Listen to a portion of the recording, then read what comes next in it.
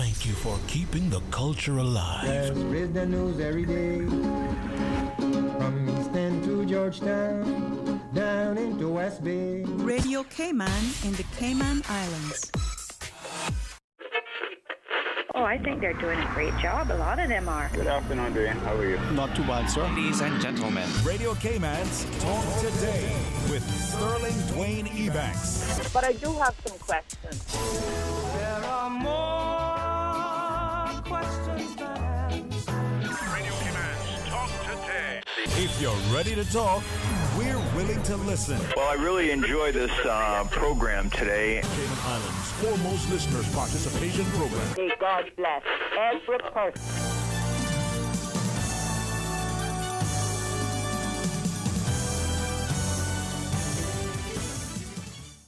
Hey, good afternoon and welcome. Thank you so much for joining us. It's another truly terrific Thursday as we invite you to be a part of our talk today. We'll start things off with Miss Shirley Rolston and Miss Michelle Lockwood. And then about 1:15 thereafter, we're going to have some open line. So please stay tuned for Talk Today. Talk Today is brought to you by Fidelity Bank. For all your banking needs, visit fidelitygroup.com. Fidelity, we're good for you. Also brought to you by greenturtle.ky. Take a ride on the Green Turtle Express today. Download the Green Turtle app. The future of mobile. Saving lives today. Radio Cayman's Talk Today, the Cayman Islands' foremost listeners participation program. We ask our listeners to avoid statements or comments which are abusive, derogatory, malicious, or defamatory. Do not use any indecent language or make any statement which is false or misleading. Email talktoday@candw.ky or call 1-800-534-8255. Courtesy of Flow. Cayman's #1 network that connects you to your world like never before. Let your voice be heard. Once again, here's your host, Sterling Dwayne Ebanks.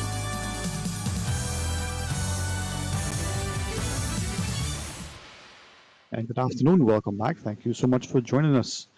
I have the opportunity to speak both to Miss Shirley Rolston and Miss Michelle Lockwood. Very instrumental in moving forward the country's first people's initiated referendum. So good afternoon to both of you. Miss Shirley, special good afternoon. Welcome. Thank you so much for joining us. Good afternoon, Dwayne, and good afternoon to all of your listeners and to my colleague, Michelle. Good afternoon, guys. Thanks for having us. But it is a pleasure. It's a very, very, stark reminder of the importance of having a healthy democracy, a judicial system that is, relatively speaking, fairly accessible, and perhaps, maybe a reminder or an indication of how much more we can and should be doing in order to keep it that way. But we appreciate you sharing with us and recognizing recently the rulings from the court and then the appeal and then the subsequent ruling. Perhaps Ms. Michelle and Ms. Shirley, you would both be able to give us, as a listening public, not only your perspective, but maybe the way forward. Michelle, do you want to start things off initially? I was just wondering if you were going to ask Shirley first. No, that's fine. I can go. So Michelle, lead. Just because she's the named person on the case. So, I mean, just to kind of give a quick breakdown of what happened. Last year, CBR initiated a people's initiated referendum in June of last year, and then in September we had a fully verified petition, which was presented to cabinet, and then they subsequently wrote the legislation, the very kind of specific legislation to the question about crude birthing in October, and set the date for 19th of December 2019.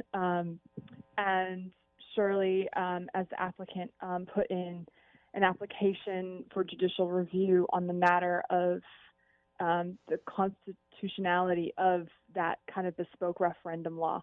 It subsequently went to court in January, and we had a very good outcome in January, and the government appealed it in May, and the Court of Appeals ruling this last week was that it was overturned in terms of the fact that because the government appealed it on the basis that the judge at the time in January had overreached what was allowed, as judges aren't technically supposed to legislate. it hasn't invalidated the petition, and it hasn't invalidated the need for the referendum. So there's, and I know like recently, the premier has made his comments last week Friday saying that there's, this deal is a dead duck, and there's no need for a referendum, and certainly not one in May 2021.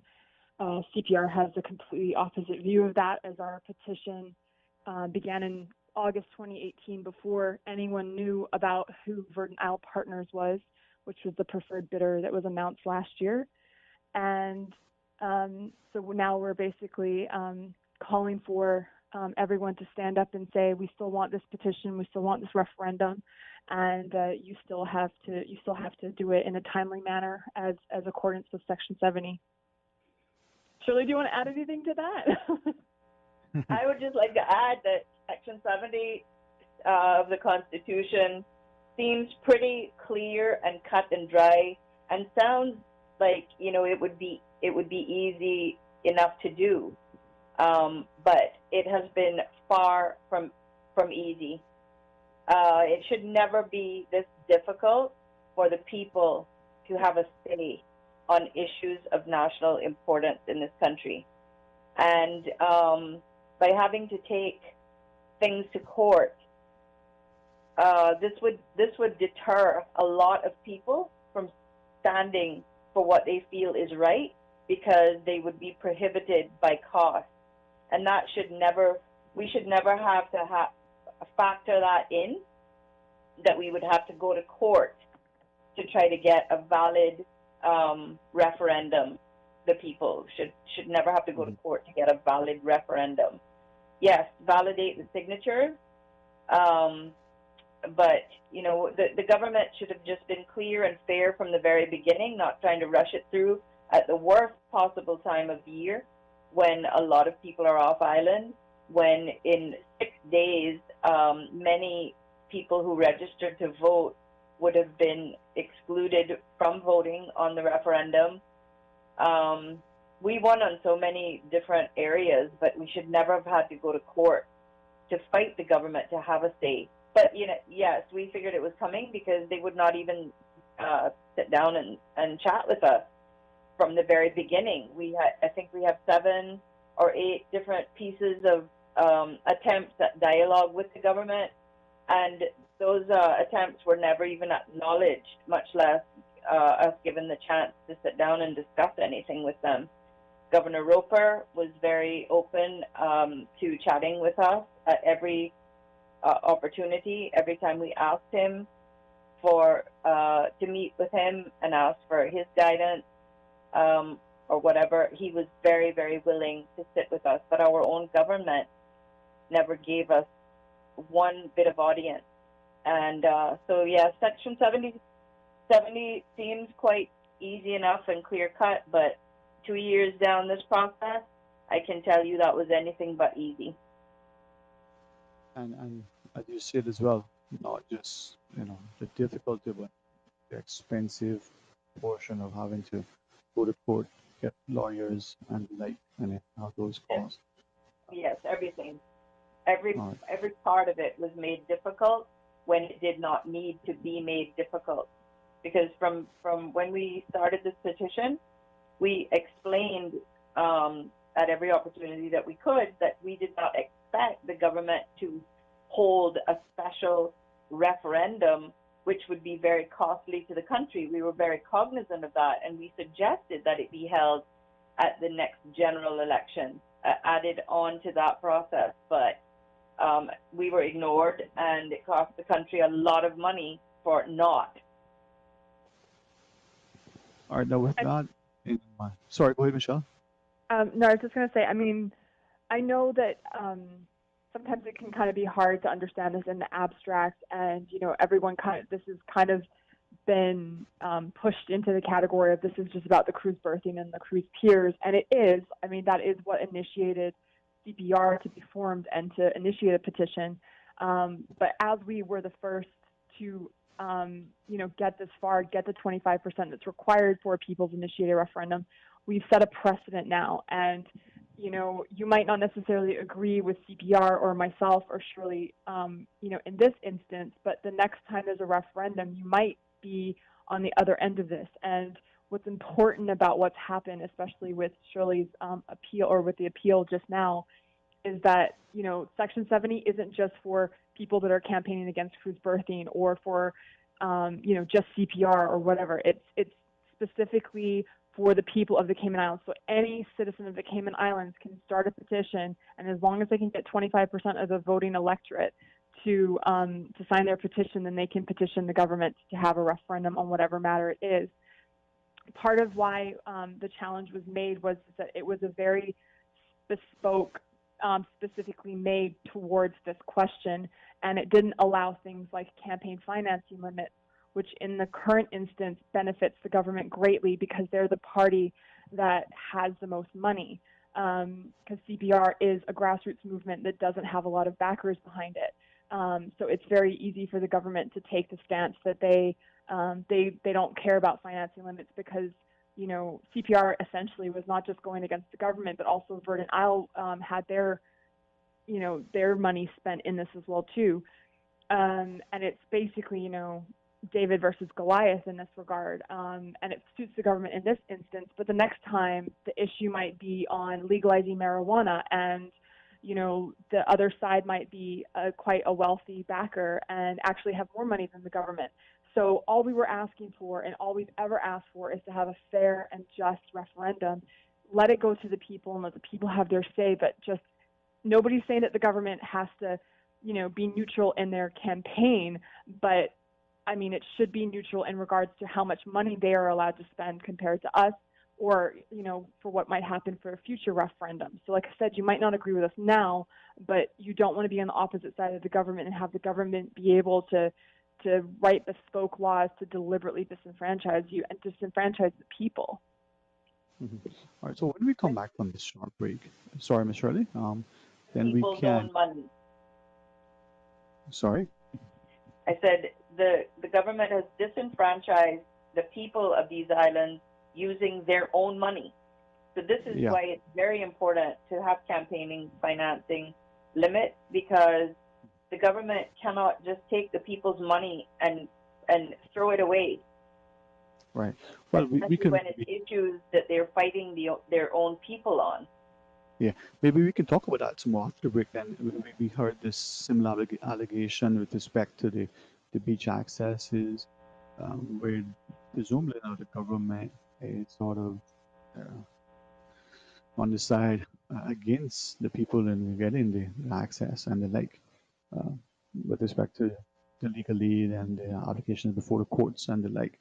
Maybe we could talk more about the whole issue of referendum and speak to this particular one. So when we return, we ask you to rejoin us. Please stay tuned. Fidelity Bank would like to thank all essential workers. We salute your efforts and thank you for the sacrifices you've made to keep us all safe. During these challenging times we're facing, our top priority is the health and safety of the communities we serve. And while it's true that things are changing rapidly every day, one thing that will never change is our commitment to giving you the best and sound financial solutions to help you during and after the coronavirus pandemic. At Fidelity Bank, our focus will always be you. Fidelity, we're good for you.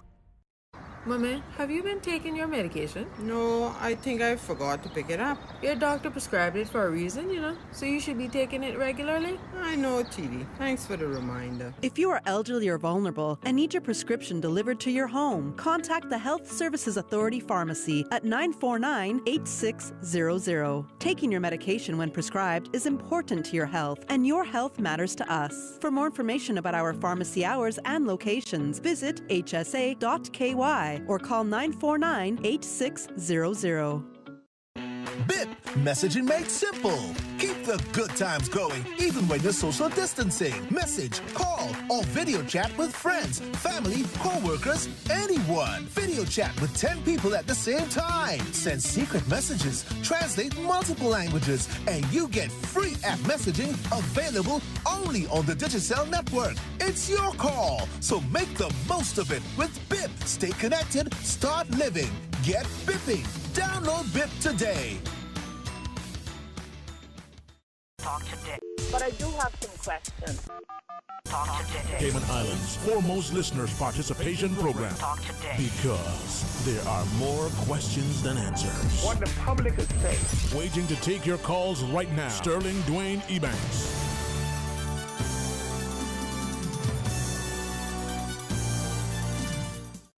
Good afternoon, welcome back. Thank you for joining us. The excellent company of Miss Shirley Rollstone and Miss Michelle Lockwood. As you know, Miss Shirley was that heroic figure, the champion on behalf of the country, the opportunity for the courts to look, at the People's Initiative referendum. And Miss Shirley, I must share that I understand, the challenges sometimes when David faces Goliath. But as we were sharing just then, sometimes it feels like not only is the individual taking on the behemoth that is the corporation, but sometimes it's your elected representatives who have taken up a role that seemingly, as a general populace, wait a minute, you're there to serve the interests of the country, not beat us over the head with our stick that we've given you. Is that how it felt in this case? That maybe the government was not only disrespectful, insensitive, but insolent, and more importantly, acting as if it's some sort of dictatorship as opposed to an element of servant leaders? Yeah, a lot of times, I mean, not just with this particular topic, but a lot of times I'm sure many Caymanians feel like we're living in a dictatorship rather than not just a democracy, but especially a participatory democracy, which is what we are supposed to be governed by, which means we do get to have a say.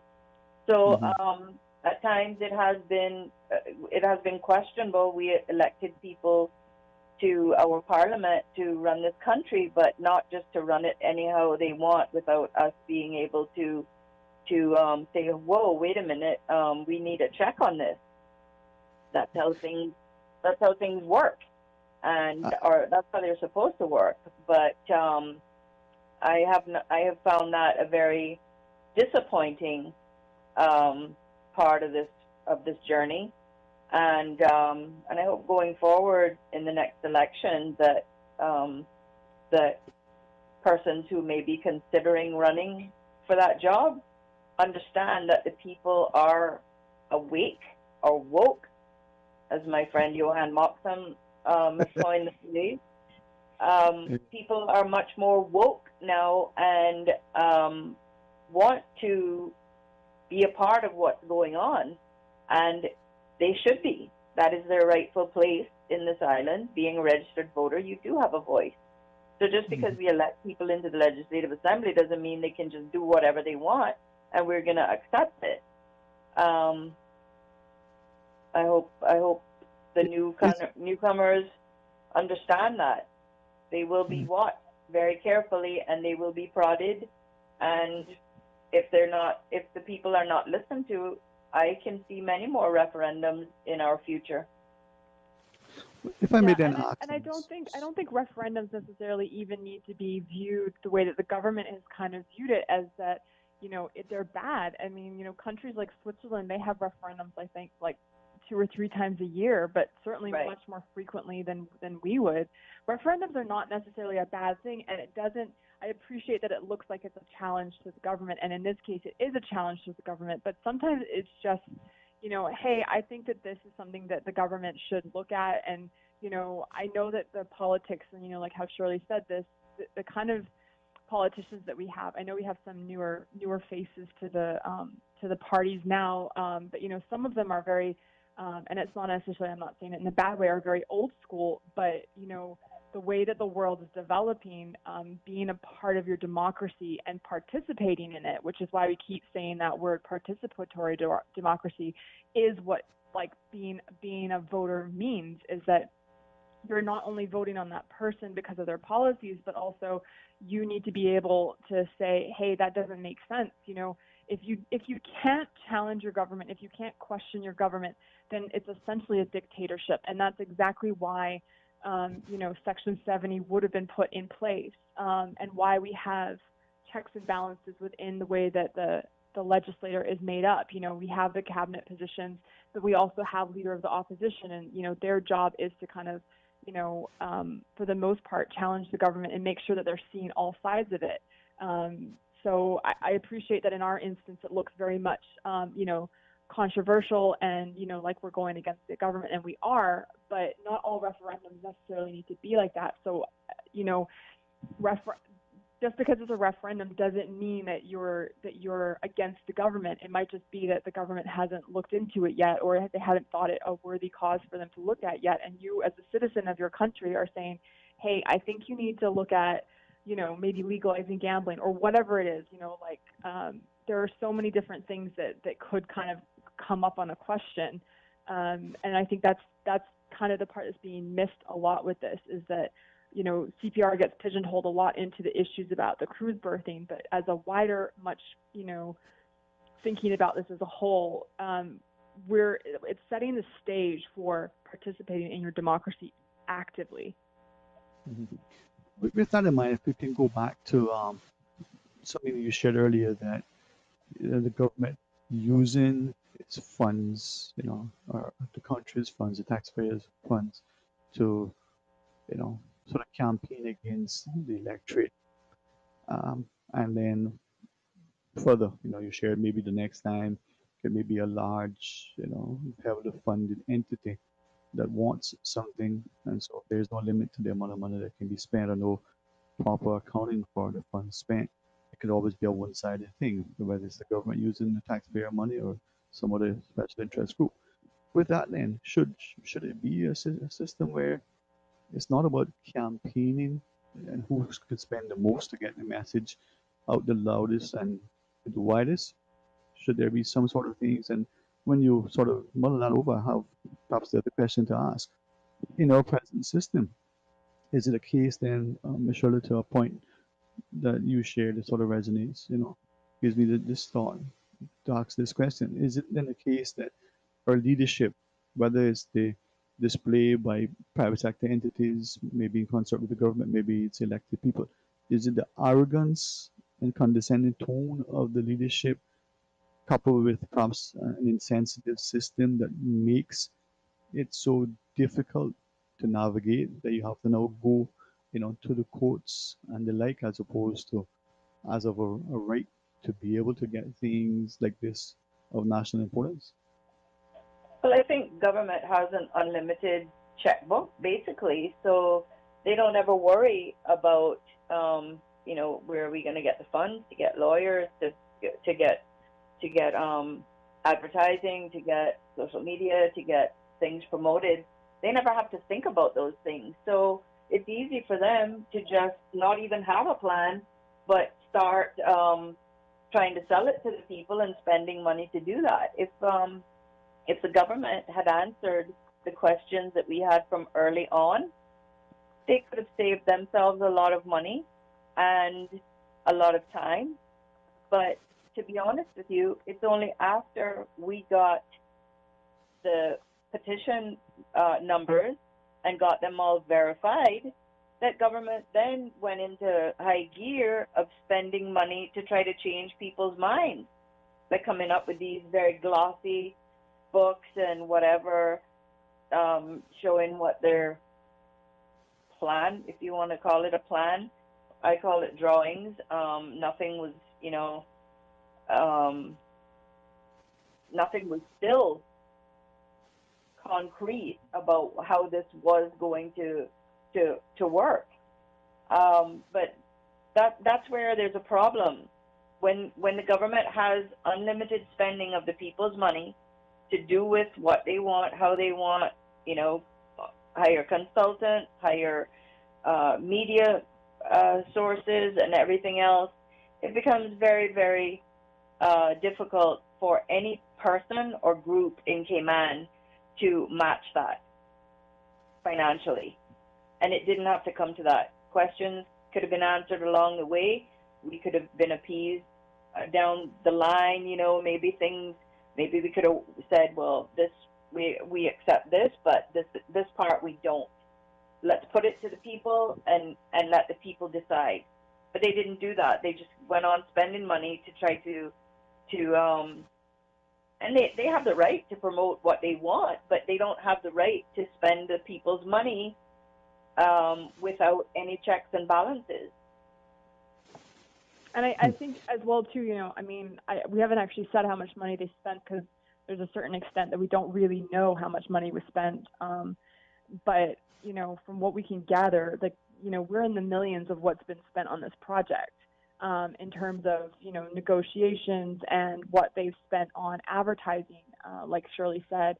And that those millions of dollars, I know a lot of people are nitpicking with the government now about the duties that have been waived in certain cases against like the Ritz-Carltons and the Kimptons or whatever. Those millions of dollars could have been used right now as a restoration fund for all those that are in trouble during COVID. And that's all we're saying. And that's all we're saying with this is that, there should be campaign finance limits because, it suits the government in this instance because they have more money, but equally, if they have more money, they should still be accountable for how that money is spent, and that money should be spent on things that make more sense for our country. We have so many social issues that are happening in this country, and are so much more prevalent now in Cayman because of 2020 and what COVID has brought.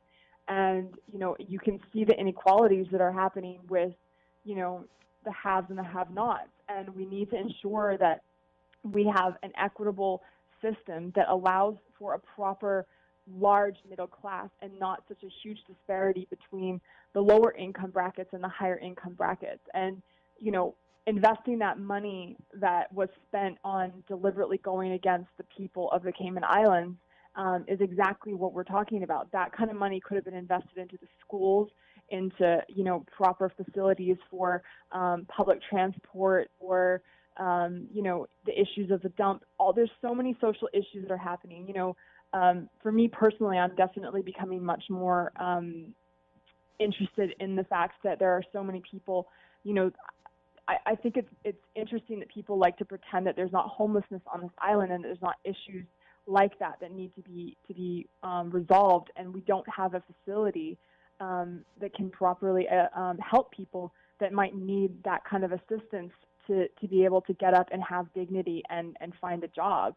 And, we're placating so many things, but that money could have been spent and put into social issues and, rehabilitation centers or building, trade schools or, trying to have, one of the people within CPR is sort of advocating for like more like environmental programs. Like, these are the kind of things that we need to be thinking about. And, I know that the Premier said a couple of weeks ago that he thought stay-over tourism had failed Caymanians, and I disagree. I don't think it's stay-over tourism that's failed. It's our governments that have failed because we haven't put in place proper systems that allow for people to come up and to be trained and to work and to get loans so that they can own their own buildings and actually house people in bed and breakfast, or even own a large hotel. They kind of get swept away by the fanciness of the Ritz-Carltons and the Kimptons. But if you want to talk about stay-over tourism failing Caymanians, it's your governments that allowed for so many exemptions to be put in place that those were built and have essentially left behind Caymanians because we didn't have opportunities for Caymanians to be trained in areas where they can be properly, ready to hit into manager level positions or even own their own business, and two, to have the loans for them so that they can actually do that kind of stuff. So this is why, we're so concerned about the way that the government has been funding for the cruise birthing facility and the essential marketing that they went with so hard and so strong last year, at the end of last year. All right. We're going to quickly pause for a break. But when we come back, we have a couple of comments from the WhatsApp that we want to share as well. And we invite you to, take us down the road as to how you see. Please join us. Green Turtle, Modern solutions to get you through the new normal. Download the Green Turtle app now and top up yours or a loved one's phone with any mobile carrier in any destination. Home delivery of laptops, tablets, phones, accessories, and iTunes and major online retailer gift cards. And now, home deliveries of groceries and courier service. Guaranteed delivery within 2 hours from 9 a.m. to 3 p.m. Visit their list of products at greenturtle.ky or download the Green Turtle app today. Green Turtle is not only the future of mobile, but today it can help save a life. Take a ride on the Green Turtle Express today. Download the Green Turtle app, the future of mobile, saving lives today. As the community continues to take precautions from COVID-19 and get ready for the hurricane season, it is important to also protect our environment, which ultimately helps us live healthier, happier lives. Let's always remember proper disposal of masks and other PPE, as with your normal garbage. Avoid littering and do not include any trash in your recycling. Protect yourselves and keep our islands clean. For full guidance, visit www.deh.gov.ky.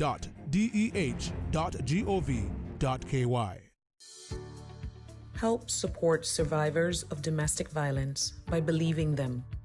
Being there for them is one of the best things that you can do. Listen and hear what they need.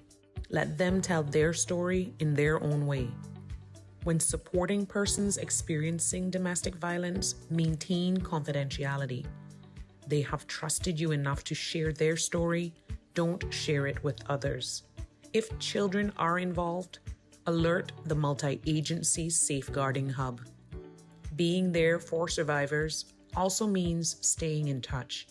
Create a code word or emoji, so if you receive or hear that from them, you will call 911. To help them, it's vital to talk to survivors about their options and help them to evaluate each one. And finally, remember that you cannot rescue survivors of domestic violence, but you can support them on their own terms. For additional support, please contact the Emergency Services, the Cayman Islands Crisis Center, the Family Resource Center, the Legal Befrienders Clinic, the Needs Assessment Unit in Grand Cayman or Cayman Brac, the Mental Health Helpline, the Kids Helpline, or the Department of Community Rehabilitation. Talk today. But I do have some questions.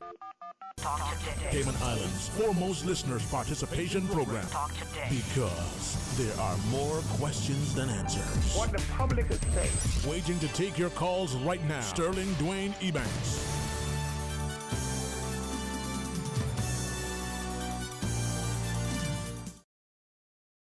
Thank you so much for joining us. The excellent company of Miss Shirley Rolston, Miss Michelle Lockwood, and thank you each, individually and collectively, for listening and sharing. If I could perhaps share one comment from the WhatsApp initially. It says, now that the CPR has a verified petition, in the interest of good governance, shouldn't the governor, the courts, insist that a referendum be held post haste? So this seems to be what was done for the civil union legislation. Why not do something similar for the CPR referendum? Any comments in relation to that? Because a number of people have contacted us often say, well, wait a minute, the issue isn't off the table. The people still want a voice, whether or not they want a port here, there, or how, but to have a say in the process. Yeah, There's another comment. I think you're absolutely right. And CPR sent out a release yesterday in regards to the comments that the premier has made about the project being dead in the water and his government having no intention of holding a referendum. At the end of the day, this is a constitutional thing that's happened. We've initiated a referendum, and like I said at the beginning when I started speaking, and we started this in August 2018. At that moment, there was no, they had a meeting, the government had a meeting on 26th of September 2018, and, we kept saying, who are the bidders, who's in this, and they constantly said to us over and over and over again, you can't know that, like these are all secret, these details are all secret, we'll let you know once we get to the preferred bidder, and we'll announce, who the preferred bidder is at that time. And we didn't understand who the preferred bidder was until I think it was July or August 2019. So a full year after we had started our petition. And at that point, our petition had been submitted to the government for verification in June. The government, I'm not in any way advocating that they didn't need to verify the petition, but the sort of long haul verification of double verification that went on between June and September took us to September, when we had a fully verified petition that was able to be presented to cabinet. But essentially, we got told in September 2018 that there was no preferred bidder at that time, and they couldn't tell us any details of the deal. So we submitted a petition saying that we wanted the matter of cruise berthing to be decided by referendum. It made no mention of a specific project. And when it was started, and even when it was submitted, we did not know who the preferred bidder was. So, I appreciate that the bidder was then announced in the time frame of when we submitted it and then when it was verified. But, for all intents and purposes, the time frame of when we started and when the petition was submitted to the elections office for verification, Verdant Isle was not mentioned until after that. So, yes, as far as we are concerned, and we're going to continue to advocate for, and I encourage everyone who is a voting person to reach out to your representative and to say, in the best course of action, that we want a referendum. We did all the steps that you asked us to do, and we want this referendum done as efficiently as possible and without the cost to the taxpayer, and the most efficient time to do it, given all that 2020 has brought us and COVID, and the fact that we're having a general election, is to put it in a general election next year. It will cost, if it costs anything extra, it will be minimal compared to having it as a standalone referendum, not as a part of the election. Right. Well, we do have a call online, and we've got a break to take in 4 minutes or so. But let's go to the phones. Good afternoon and welcome. Thanks for calling. Yeah. Good afternoon. It seems to me that deep in politics there today, and you do realize it's a political world. But Donna says a material world, but I think you're right. Probably, it is a political world. Yeah, and you know what de Gaulle said about politics and politicians. he said that politics is too much of a serious subject to leave to politicians, which in essence, it says, the people who hire the politicians have to be intimately involved with the whole sphere of politics, and that's what it comes down to. Right. Why so? I wonder who was saying that politics and politicians, or politicians like the operas. All right, but anyway, maybe somebody else, I don't know. I mean, it's a political world, and there's no way of getting around it. And I think the people who live in this political world then have to get immersed in it and make the best of it. Definitely. So, what do we do now from a wise head like you, with experience, expertise in the council, with that wisdom? The public seems willing to quietly engage in things only when their backs are pressed. Are they willing to speak publicly? But we seem to have this notion that ignore the Gauls, sentiments. We don't want to, as a populace, to get involved and make it that it's political, because we need to be informed and engaged. Well, I think it comes down to the populace, having the sound education, having the sound perception of what the world is like. It's a political world, so you're not gonna. Politics is not easily kept around, so there has to be involvement. Anyway, I'll leave you with that. All right. Well, thank you for that. Now, Ms. Shirley, Ms. Michelle, those sentiments resonate. I mean, you took the initiative at CPR to ensure that the populace has a voice and for the issue to be one that is debated. Now, a question that just came in on the WhatsApp with reference to the referendum. It says, well, at a general election, if the public was to vote for or against the government with or without a specific referendum on a port issue, would not be indicative of the populace's, the electorate's view of whether the government should move forward? Well, how do you? No, Okay. I mean it depends, right? Because that's an argument that the government made in before we started our petition, that the government, the PPM government, or it's not really the PPM government, it's the coalition government, made is that PPM had run on a platform of they were going to build the port. I don't remember what UDP's or CDP's platform was, but I think they might have said something about they were going to look into it. It really depends on how the politicians run.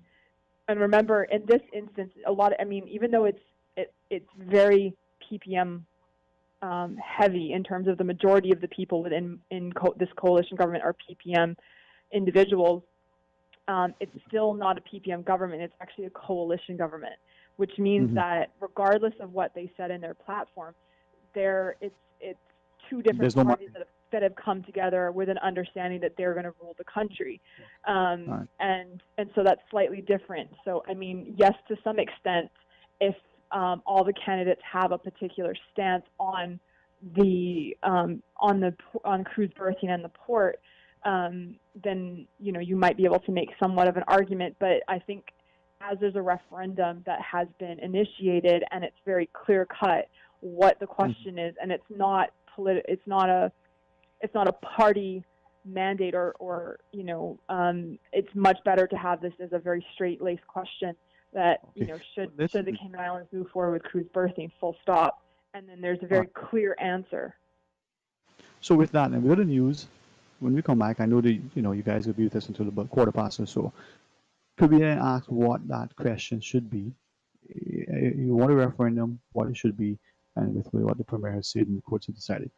So let's talk to that after this news break. Today's biggest news. Radio Cayman. It's only two species that we have here on the island. Your voice, your choice. It is in the best interest of the people of these islands. Local, regional, international. This is Headlines from Radio Cayman's newsroom. Today's biggest news. With your latest headlines, I'm Felicia Rankin-Solins.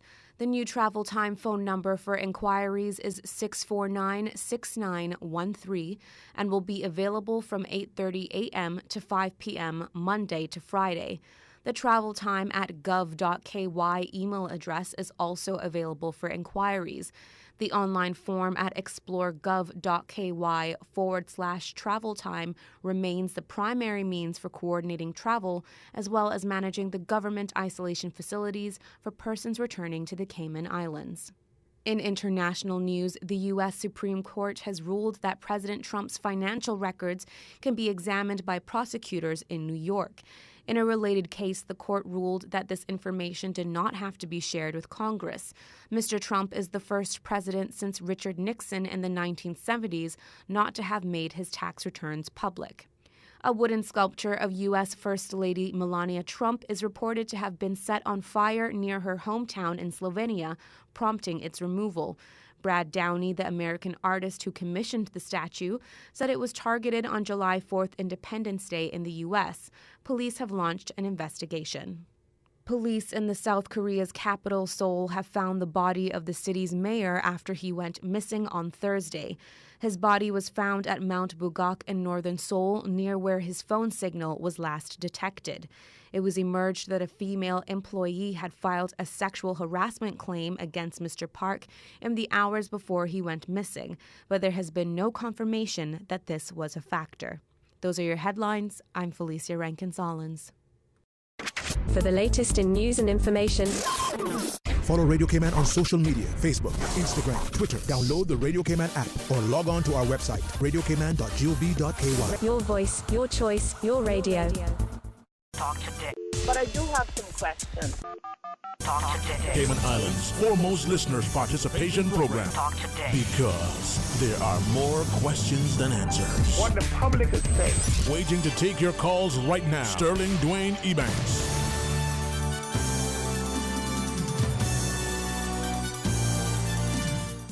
Good afternoon and welcome back. Thank you for joining us. And we have the excellent company of Ms. Shirley Rolston, Michelle Lockwood joining us. Now, just as we were going to the break, the questioning, just to repeat, are we hearing you to say then that the country is asking, from the CPS perspective, requiring that a referendum still be held on the cruise project? And if so, what would that question look like now? For me, Sterling, that question should be based on the petition. The petition was clear. It was with regards to cruise berthing facility. The government does get the prerogative to pose the question. So they did their question and added an upgraded cargo facility. Possibly to get into the people's psyche that we really need this because it's a lifeline for us. We won't get any food or whatever if we don't have an upgraded cargo facility. But when the people have spoken, and they're constitutionally, their voice needs to be heard. So a referendum has to be held on what this petition was driven for. So I would just like to remind people that there are two different issues here. If that question includes the cargo facility, then people need to remember the 6,000 plus people that signed the petition signed it based on a cruise berthing facility, and that is what was triggered. That is what triggered a referendum. Mm-hmm. So, with that in mind, then, there's no evidence that we need a new cargo facility. Yes, it may need some upgrades or whatever, but let's see a plan for that on its own. Because to my knowledge, and everyone I've spoken with in the shipping industry and whatever, they do not plan on bringing larger ships in here than what they're bringing now. We're actually bringing smaller ships more often than we were 20 years ago. So,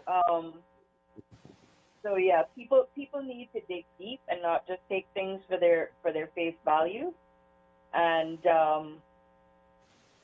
make their decisions based on the deeper, not just they have to look at the fine print. Fair enough.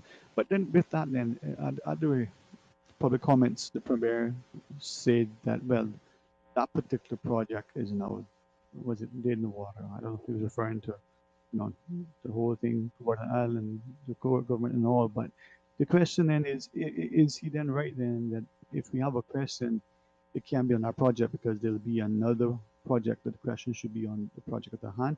Are we saying that, what do you make of that? So the petition was based on the fact that there was a project. There was no plan in the works or anything else. There was a project. And people wanted to have a say in what that project was and what the outcome of that project would be. So the petition triggered a referendum on a port project. It did not say a specific project at that time because we did not even have a plan. There was no plan, public plan for a cruise berthing facility. It was just that, with dredging and everything being considered, without even seeing a plan, people thought, wow, this does not sound like something we can just let be rammed down our throats right now without more information. And so,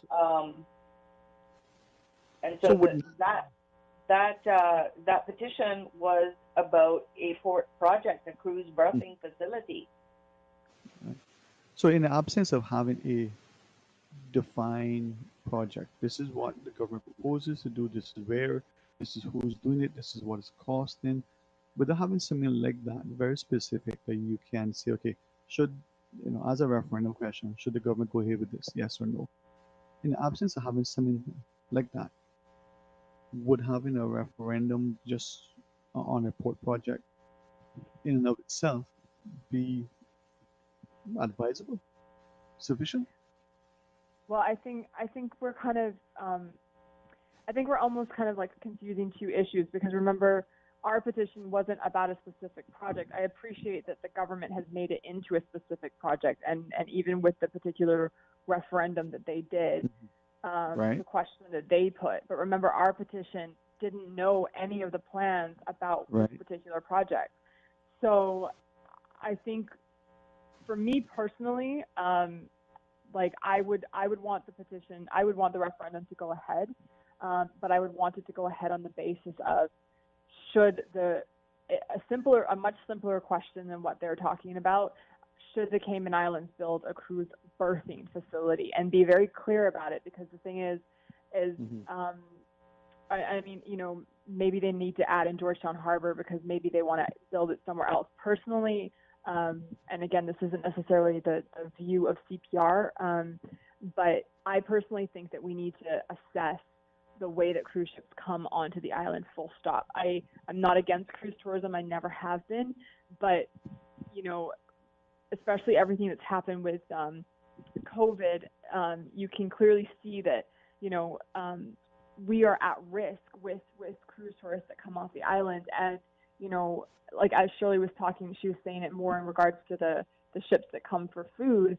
But would it not be better to have a more smaller, curated experience that you could maybe spend the whole day with a group of cruise tourists and actually make far more money than you could if you're just selling one or two keychains?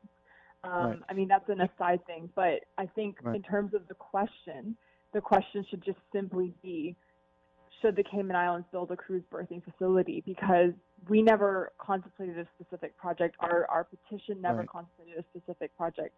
And, that would put this whole issue to rest, and there would be no bringing up and rehashing a new deal, in 4 or 5 years' time, when the cruise lines have had enough time to recover from what's happened this year. But with that in mind, then go back to what you were sharing earlier, the idea of campaign finance and the whole way the process is presently going through the courts, the whole 9 yards. And then now we recognize that the question is one in a referendum that is set by the government of the day. Should that whole thing also be revisited so that the question isn't at the behest of the politicians and their handlers, but this is the question that the public wants answered. They collect a petition with sufficient signatures on this question. Should we paint the town hall, red? Should we demolish the glass house? A very specific question that the public wants, and it's not manipulated by the politicians. Should that then be some of the changes that we have in play before we continue moving forward? I mean, you're asking almost some very constitutional level questions there, because, remember, the Section 70 can only be triggered in certain instances, as in it has to be a matter of national importance, and you have to get the 25% of the voting electorate. And as well, I can't remember exactly which section it says it, but it's clear in the Constitution that the government gets to set the question. So even though we had a petition and we had our particular question that was based, on our petition, the government got to choose their own question. Because, I mean, like I said, I appreciate that it's essentially a challenge to government policy, which is why the government gets to, I'm assuming why they've done it the way that they have, that they get to write the question how they feel. So, unfortunately, democracy is a beautiful concept, but it requires everyone understanding what democracy means and to be educated in all aspects of it. So, in some ways, the government is relying on the fact that there's a lot of people that don't understand it and, two, just don't care. And it would be very hard for us to challenge the government. The Constitution was in 2009, when we had the election at that time, that was when the Constitution was voted on and moved forward. But there are some serious things that we need to consider. But this is it's just been Constitution weekend, this past weekend. And these are the kind of things we all should be understanding, like what's happening within our own government. And yeah, it's unfair in some ways that the government gets to set the question, but it is a challenge to the government. So I can't necessarily say that I disagree that the government gets to set the question. But yeah, I think those are very constitutional specific questions that maybe a constitutional lawyer would be better to answer. Those are the things, as you shared, the civics. Ms. Sterling, sorry, I know. Let me listen. Share with us, Mom, as you're speaking. I'm listening. Well, Michelle has been very eloquent in what she has just said. I don't think there's anything I can add to that. I would like to go back to the campaign financing issue and the fact that that government has unlimited finances to do the things that they want to do. The people that challenge them are not quite so lucky. But one thing I want the Caymanian people to remember is all of the concessions that are given out to people who really don't need concessions to want to invest here. If they want to invest here, they will invest here without the concessions. It is we need to make those decisions if we're going to give concessions to people, to developers. I don't think that's something that the government should deprive us of funding to do on their own. And saying that, there is a developer to this day, as far as I'm aware, who still owes $6 million to the government. And I don't know if that's just become a forgiven debt. But when I see things like that happening and my people are living in poverty and our education system is going down the drain day after day and we can't get a mental health facility and we can't get trade schools in at least 3 districts to make it easier for people to attend, I have a problem with that. And one of the big things I have a problem with is when our own local radio station needed funding. Nobody was even aware of that Caymanians could say, we are going to save our radio station. We're going to try to save our local radio station and keep that on air. That was just jerked out from under us in a heartbeat. And I'm telling you, that is one of the biggest disservices to our people that we could have ever let happen. That is the Cayman 27 was a lifeline for many people, especially the aged and homebound, that was their only source of company during the day or during the night. And that was jerked out from under us. It couldn't have happened at a worse time. And it would have been such a beautiful thing for people to have had during lockdown. But I mean, that's the TV, right? But perhaps the avenue with the CIG TV that could be utilized, but they have the radio as well. I hear what you're sharing. It begs the question, though, to what extent, and I do realize that you guys may initially want to stay a little longer or go as you had shared. We're here always to engage. But to that point, and then to the point earlier with respect to the government, Ms. Michelle, you had referenced earlier, saying, oh, we're not able or willing yet to share this information. We saw that with this referendum. Are we not seeing the same thing as reported in the Legislative Assembly the other day with respect to the deals with the developers? That is now the Minister Hugh is saying this commercial is sensitive. Is that part of the problem, that governance can continue in a vacuum? I mean, transparency. Yeah, exactly. And I mean, to what Shirley's saying is sort of another argument that Cruzport referendum with CPR has been saying, is that you're giving exemptions, but you, the politicians are in power of the day, are making those decisions without the input of the people, without, proper consultation and understanding. And, so the argument is that we weren't paying for this cruise pier. We weren't paying for it. The cruise lines were paying for it, but that wasn't true, because we were paying, the cruise lines were in effect giving us a loan that we would be paying back over 25 years. but they didn't like to use the word loan because everybody understands what happens with loans. Or at least the essential concepts of what happens with a loan. But what we were doing is that we were taking the head tax from the cruise passengers that we get and paying that over to the cruise lines over a 25-year period, effectively paying over, I can't remember exactly how much more we were paying over, but we were paying over what it was saying that it was going to cost us. And it's the same thing now, is that what's happening with, people talking about all these exemptions and these duty waivers that have happened. That wasn't necessarily money out of our pocket, because it was never money that was realized. We never physically took money and put it in our pocket, but it's money that hasn't come into our pocket, which means that now, and like Shirley was saying, we could have had all that money, and I've seen some people touting how much money it is that they've had in exemptions, but, I've heard it's like upwards of millions. That money could have been put in place on the social issues that we're talking about, which are becoming far more prevalent in 2020.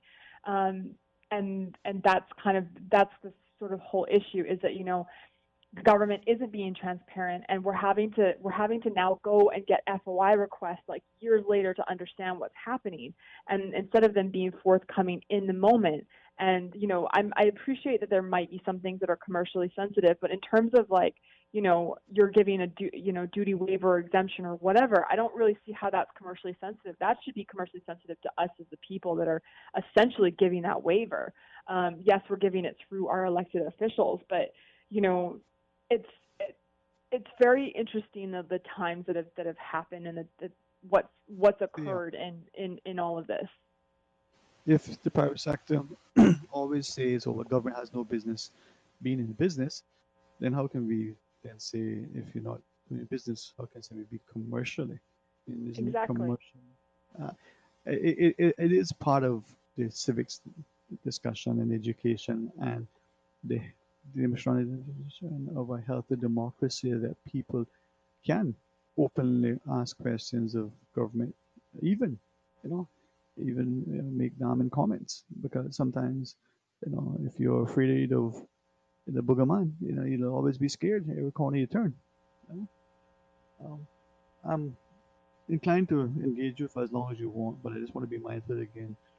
Ms. Shirley, I know you had to bake off earlier. Do you have a few minutes extra, or you want to wrap it up now and always rejoin us? I have about 5 more minutes. Okay, we'll take it to one. Listen, it's easier when we're in person to ask the question, but we want to always be cognizant. But this is an important issue, as you shared. It isn't just the port issue; it's the whole notion of what the precedent is for a referendum and the like. So where to know? Let me read this and asking you the question. Where do we go now, right? This listener makes this excellent comment. Says, "Good afternoon. I am of the view that this framework of discretionary concessions granted by cabinet is fertile ground for corruption and poor governance overall." Perception, sometimes they say it's everything. So when those things happen, are we at risk that at the very least there's fodder for people to make accusations and speculation and come up with perhaps something that wasn't intended? If it's not transparent, there's no accountability. If it isn't timely release. Now, with that in mind, where does CPR go from here with respect to this issue? I think, unfortunately, we're kind of at the hands of as to see what the government decides to do. I'm not naive to think that it is a pressing issue for the government right now. I appreciate we're still in the middle, well, not in the middle, but like hopefully on the other side of a pandemic, but we're still in it. So I do appreciate that it might not be something that they're focusing on right now. And unfortunately, CPR is at the hands of it. But certainly, I will be, myself personally, I will be writing my representative and saying that, a petition was done. We didn't contemplate this project, and it's not fair for you guys to discard it because it doesn't suit your agenda at the moment. Essentially, whatever happens, I think May 2021 is going to determine a lot, and I think that a lot of people will be running on a platform about cruise birthing, and I'm sure that the question about cruise birthing will be coming up regardless of whether or not the government does include a referendum question in the general election. I'm sure it will come up on anybody who is running, and particularly for the PPM-led government. But I think for us, next steps are, kind of whatever we're unfortunately having to kind of wait and see what the government's going to do. But I personally, and I'm encouraging everyone who's a voting person and who is able to do so, to reach out to their representative and ensure that this question is included on the May 2021 general election. Well, if not, at least, be a part of the campaign as you shared. Ms. Shirley, your perspective. Yeah, to be honest with you, Sterling, I'm not exactly clear on what was meant by the Premier's statement, that 1 minute he said it's a dead duck and another time it's dead in the water. But when this is a dead duck or dead in the water is when the people say it's dead in the water or it's a dead duck. There's too many unknowns still. We still have too many questions. VIPP, Bernard Port Partners, has been silent. They have not said it's dead in the water. They could turn around and sell out to another company or whatever. Anything is possible. It's not dead in the water until we have a referendum and the people speak. Whichever way that comes out, then that's what has to be honored. But they have to have a fair chance to speak on this issue. So then would the referendum question, come back to it, not be that on this specific thing, with these specific people in this specific way, so that, if the question was, do you want government to proceed with the cruise birthing facility, yes or no? People would say yes, or they would say no. But if they don't know that it's going to be in the North Sound, South Sound, or Georgetown Harbor, then they should just say no. If you don't know, say no. So we're back to where we are now. Yeah. Maybe the whole thing can be decided at a general election where you vote in a new slate of people with specific objectives and not so much flavored by the color of the party. Yeah, there's more questions than answers, Dwayne. Always the way it is, right? The important thing is people need Caymanians who are eligible to register to vote. I cannot say this enough. They need to register to vote. I don't care if you're 18 or 88. If you are eligible to vote in the Cayman Islands, you need to get registered. Your country needs you to be able to participate. If you're not registered to vote, you don't have a say. You have to sit back and take whatever you get, which means whoever is elected and whatever they throw down your throat. So I encourage every person to get registered to vote. I don't want to hear about jury duty. I registered to vote when I was 18 years old. I am currently 60 years old, and I've been called twice for jury duty. It is a very small price to pay to live in this beautiful place that we call home. And it's very unfair of other people to just ride on the coattails of everybody else's sacrifices and trying to make the right decisions or whatever. Get registered to vote. If you need help with it, please call me, come by my house, ask me to come by your house. I will do whatever I can to help you get registered to vote, to help answer any questions you may have about the process. It's probably the simplest thing you can do in the Cayman Islands is to register to vote. And it's something that is so important, because one of the problems that Caymanians have when they apply for jobs is that they have to prove that they're a Caymanian. And so if they can't find their birth certificate or their mother and father's birth certificate, or it washed overboard on a fishing trip or whatever, if they have their voters, if they're on the registered voters list and they lose their voter card, they can go quickly and get another one. It is the one thing that shows that you are a Caymanian, and it will help you in the job market to have that readily available to say, look, I'm not just a Caymanian, I'm a proud registered voter. Well, I'm glad that you said that, and I'm hopeful that that is the case, and not to rain on the parade, but maybe just to highlight some of the unfortunate things that occur in our society.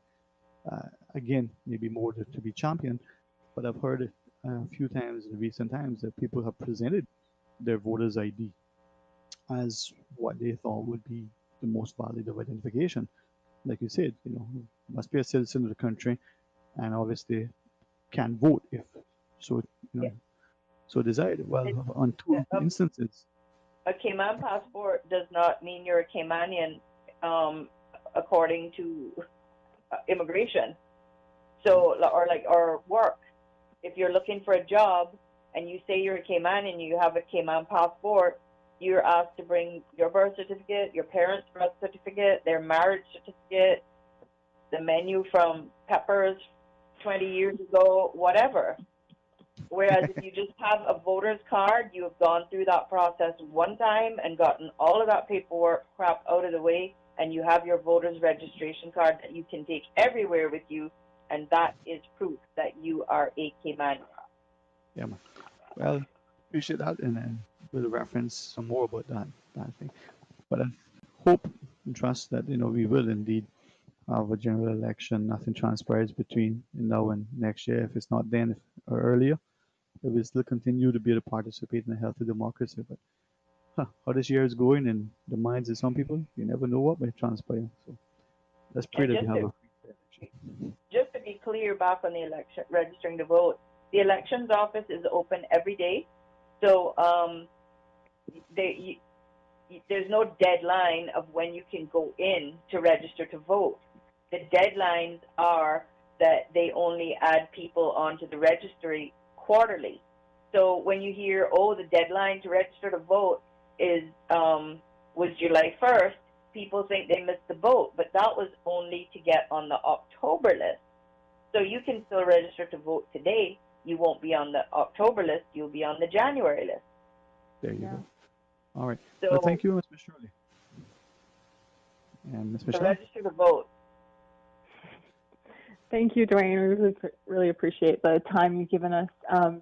But just to reiterate, I think for CPR, we are still encouraging the government to hold this referendum and to honor the fact that a people's initiative referendum was initiated. And I encourage anybody who signed the petition, even if you didn't, and you still have questions about this, to encourage your representative to ensure that there is a referendum come May 2021.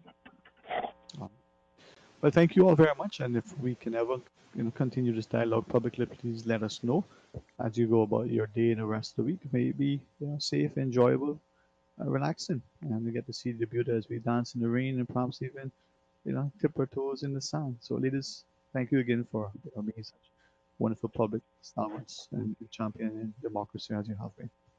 Thank you. Thank you so much. Thank you, Sterling. Yes, ma'am.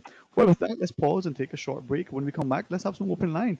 What trouble can we get into? Well, let's not get into the trouble, but let's be provocative, maybe evoke some wonderful sentiments. Join us after the break.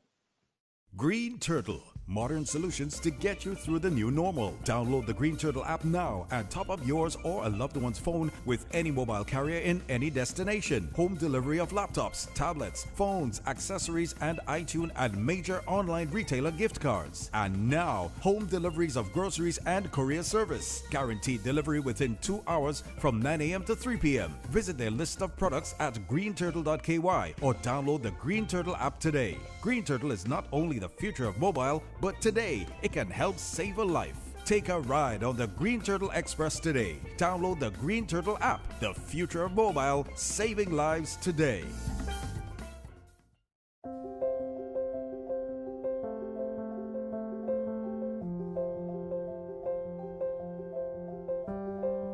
In this time of crisis, we are right here to help keep the power on. We are here to serve you. We are committed to ensuring that you have electricity. Without electricity, not many things will work. We are right here to help keep the power turned on. We are CUC. You can count on us. Dear parents and guardians, We deeply care about our students and understand the challenges you may now face during these unprecedented times. We want you to know that we are committed to ensuring that your child's education continues. And that you are not alone. We are doing everything we can to make sure no child is left behind. But to do so, we need your help to get connected and stay connected with you and your child. So, reach out to us and speak with us about how we can best support you and your needs. Working hand in hand with you is the only way to secure our children's future. We are in this together. A message from the CIFEC, Clifton Hunter, John Gray, Lehman E. Scott High Schools, and the Lighthouse School. Fidelity Bank would like to thank all essential workers. We salute your efforts and thank you for the sacrifices you've made to keep us all safe. During these challenging times we're facing, our top priority is the health and safety of the communities we serve. And while it's true that things are changing rapidly every day, one thing that will never change is our commitment to giving you the best and sound financial solutions to help you during and after the coronavirus pandemic. At Fidelity Bank, our focus will always be you. Fidelity, we're good for you. Radio Cayman News. We really do need to be disciplined and continue adopting the good habits of social distancing. Having internet access at this time is more critical than ever. Travel Time will be tasked with coordinating the return of Caymanians, permanent residents and work permit holders to the Cayman Islands. Officers respond to a stabbing Friday night in Northside. Radio Cayman, your official source for Cayman's COVID-19 response. Hear it here first. Rotary Central Cayman Islands witnessed the first virtual changeover where Colin Fawkes, the 34th president of Rotary Central, reviewed achievements, presented awards while opening the door of the new Rotary Central year 2020 through 2021. Witnessed by over 80 Rotarians and guests, unimpeded by distance and separation. Jean Amos was installed as the 35th president of Rotary Central Cayman Islands. President Jeanne is the 5th Lady President of Rotary Central. The installation ceremony was effected by the then 7020 Rotary District Governor-elect Charles Seeley of the Bahamas, along with Assistant District Governor David Kirkcaldy of the Cayman Islands. New Rotary Year, new year of opportunities to serve our community. Thank you, President Colin. Job well done. Welcome President Jeanne of Rotary Central Cayman Islands. Rotary opens opportunities.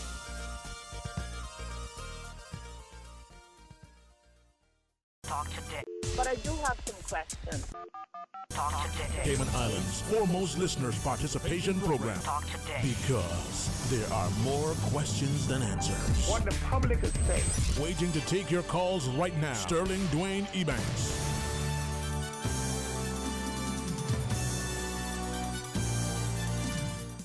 Hey, good afternoon. Welcome back. Thank you for joining us as we invite you to be a part of our open line section of Talk Today here on this truly terrific Thursday.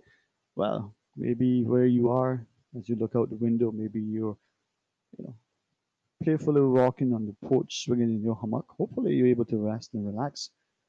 It's probably rainy, but maybe you're working and you're just trying to dodge between the sprinkles. Well, either way, be safe and be thankful. But join us. What's on your mind? 9498037. Or if you can access the Flow toll-free line, go right ahead. 1-800-534-8255. As you always, Susan is very diligently dedicated, to her desk and doing the job that needs to be done with such discipline. So we take your calls and have you share publicly with us so we can engage.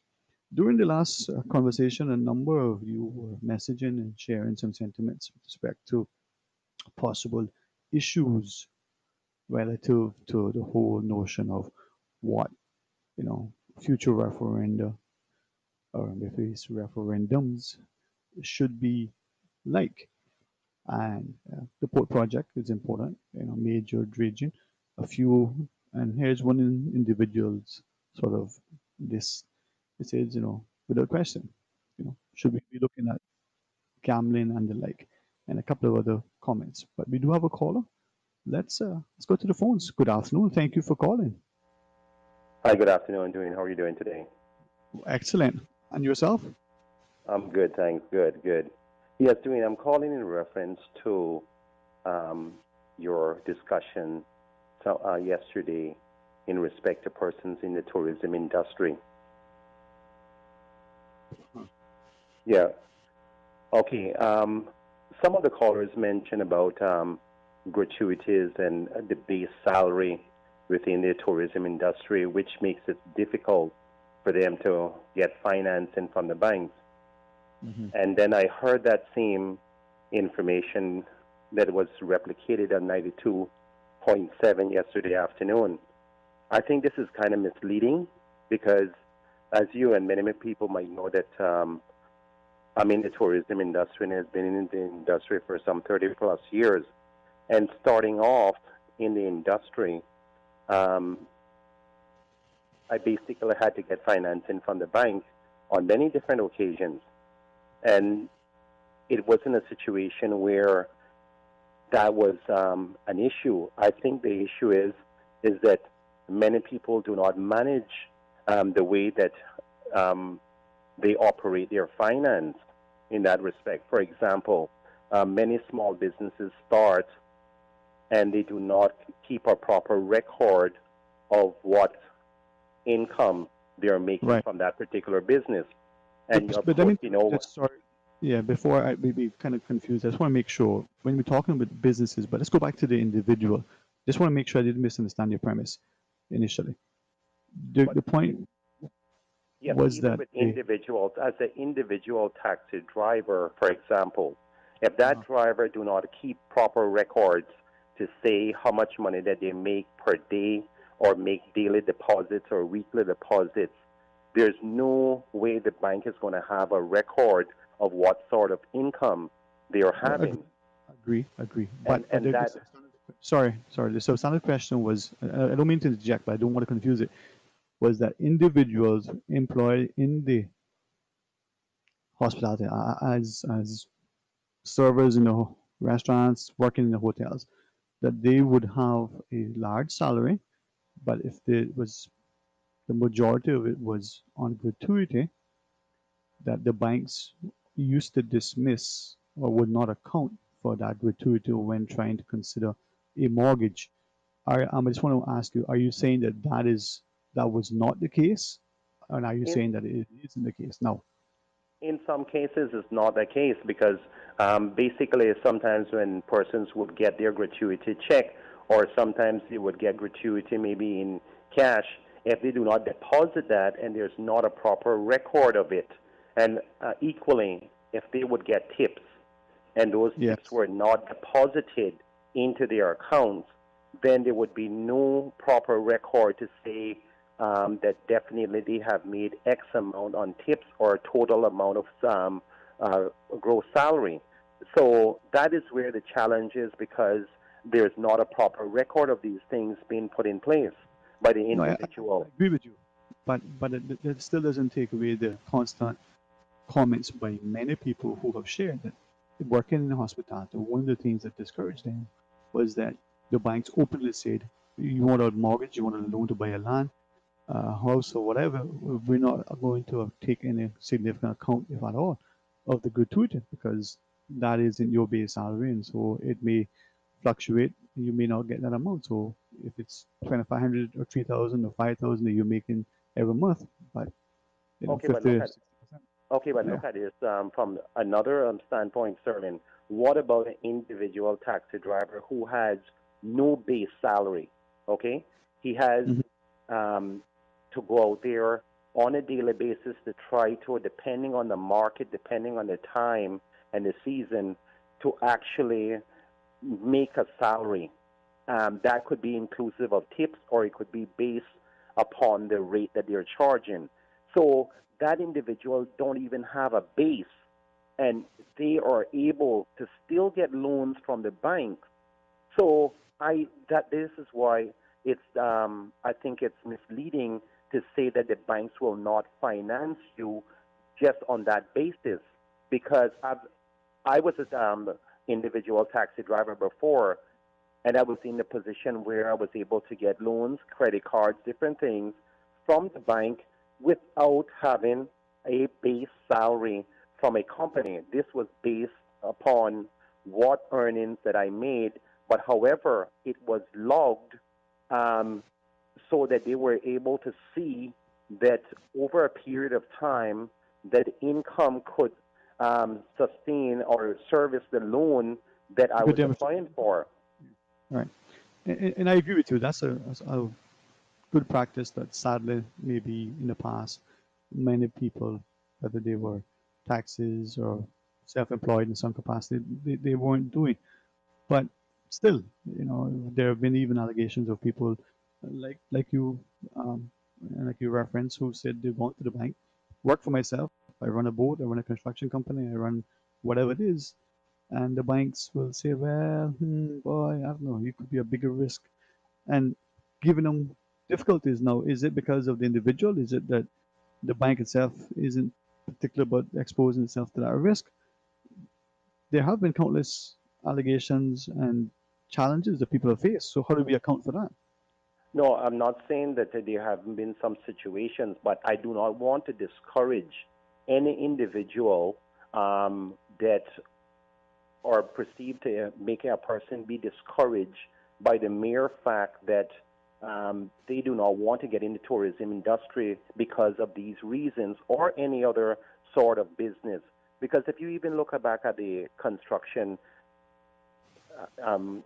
in the construction field, we have many issues that we've had within the construction. Many Caymanians that as soon as they get a drawdown, they would end up, buying a car or going to whatever place, and then the actual person who they were doing the work for has been disenfranchised in many different ways and had to get a second loan or whatever to finish their places. So managing the money is important. Managing the funds is a major aspect of it.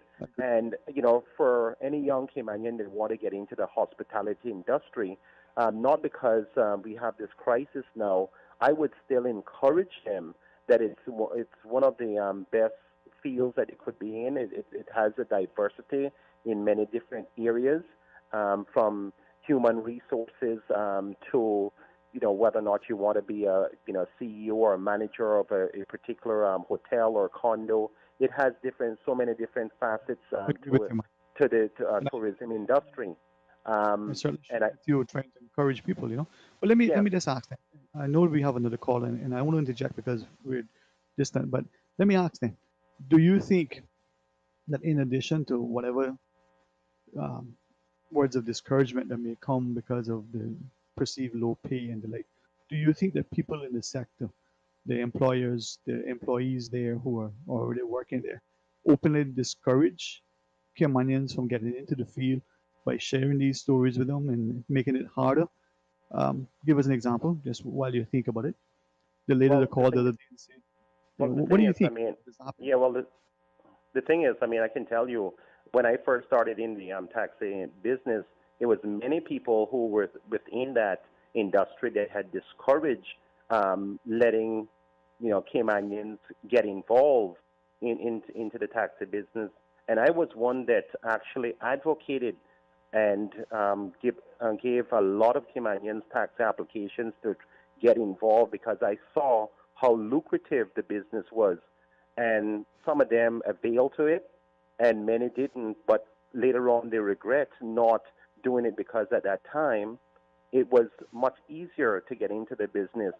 And if going back to history, you will see that since 1990, prior to that, there were not as many Caymanians prior to me getting into the business as taxi drivers or tour operators. And since that, there has been a lot of Caymanians, which I'm very proud of, that are great ambassadors, despite what many people might say about the taxi drivers. Many of them are great ambassadors to this island. And, what I would encourage any small business or any persons who are getting into the tourism industry, whether or not it's individually or they're going to have a small business, first set up some sort of accountability of making sure that they manage their accounts. Get an accountant to sit down with them, identify the priority of making sure their chart of accounts are in place so that they can have a proper balance sheet. It can just be done on a spreadsheet, but start managing your funds from day one. pay themselves a salary. Just don't dig into the funds whenever they see the funds are available, because there's going to be days like we have and we're experiencing now where there are very challenging and difficult times. So you got to be very frugal in your spending. You got to manage your funds. But mostly important, when you're going to get additional finance, the banks want to see some sort of record. So if you have daily deposits, the ATM machines are available that you can make daily deposits. Cash deposits can be made, so that would be a record. At the end of the week or the month, you just withdraw, and that will be considered. You manage your to set yourself and be disciplined with a salary. And I think that is going to help each individual. And I had no preferential treatment from the banks or the financial institutions, but they need to see how you're going to service that loan, and you have to equally do your part. And your part would be to make sure that you have something transparent that you will be able to present to them, that you can show that you will be able to, your debt ratio, that is what your debt ratio is, and how you can service and manage the funds that you are applying for. Mm-hmm. I think your advice is good, have that record, and if nothing else, make those deposits at the bank. But I can share with you a caveat that one individual, having taken that advice some time ago, said they would go into the bank every so often, deposit $100, $50, sometimes a couple of $100, and whether it's a mixed currency of US and CI, the banks look at them like, well, where did you get this money from? You're thinking, this is only 2 bits. But yet, they treat you like you're a criminal when you're just, trying to present it in an honest way. So it seems like everything we do, we seem to have to fight in order to get there. What would you say to that? What do we do? We got a break, my friend. Maybe you save with that. Boy. All right. Let's take that break. When we come back, let's talk some more. Good afternoon, and stay tuned for Talk Today. Green Turtle, modern solutions to get you through the new normal. Download the Green Turtle app now and top up yours or a loved one's phone with any mobile carrier in any destination. Home delivery of laptops, tablets, phones, accessories, and iTunes and major online retailer gift cards. And now, home deliveries of groceries and courier service. Guaranteed delivery within 2 hours from 9 a.m. to 3 p.m. Visit their list of products at greenturtle.ky or download the Green Turtle app today. Green Turtle is not only the future of mobile, but today it can help save a life. Take a ride on the Green Turtle Express today. Download the Green Turtle app, the future of mobile, saving lives today. For information that matters to you, the people. Hear from the government, the opposition, independents, and other experts on issues and solutions that affect you. For the record. Every Monday, Wednesday, and Friday, tune into 89.9 and 93.9 FM from 7:30 to 9 a.m. for Cayman's new Straight Talk Morning Show. For the record. I invite you to join me for the record. You are invited to be a part of this interesting and informative show. Embrace the opportunity to dialogue with your legislators, policymakers, and those charged with policy implementation. For the record. Brought to you by Coca-Cola. Available across the Cayman Islands from Tortuga Distributors. Accept no substitutes. Taste the feeling with Coca-Cola. At Cayman National, we care about public health, ours and yours. We ask you to please wear a mask when visiting our locations, as we look forward to serving you in a safer environment. Remember, we're in this together, and it will take all of our help to make the Cayman community healthy again. Thank you for making Cayman National your bank of choice. We are here for you. Whether you are in extreme financial need, have lost your job, have been directly or indirectly affected by the pandemic, we are here. The Chamber of Commerce Pension Plan is here to assist through the Cayman Islands Government Emergency Withdrawal Program. To withdraw, visit chamberpension.ky and complete the online application form by filling in your personal details, the amount you wish to withdraw, and upload a notarized government ID such as your passport or driver's license. For information as it happens, visit chamberpension.ky or follow our social media pages on Facebook, LinkedIn, or Instagram. Email admin@pensions.ky or call 745-7630. We thank you for your patience as we address the high volume of email and phone queries. The Chamber of Commerce Pension Plan. You can count on us.